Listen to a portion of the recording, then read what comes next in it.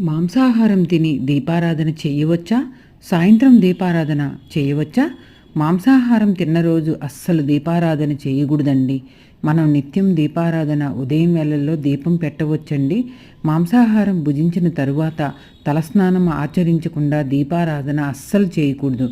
చాలామంది సంధ్యాదీపం పెడుతూ ఉంటారు కదండి. మాంసాహారం తిన్న తర్వాత సంధ్యాదీపం పెట్టకూడదు. మాంసాహారం తిన్న తర్వాత తలస్నానం ఆచరించకూడదు.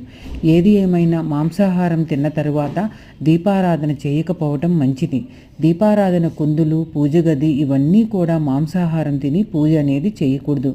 దీపారాధన సామాగ్రి, పూజా వస్తువులు, పువ్వులు కొనటము, పూజకు సంబంధించినవన్నీ అన్నీ కూడా వస్తువులు కొనకపోవటమే చాలా మంచిదన్నమాట.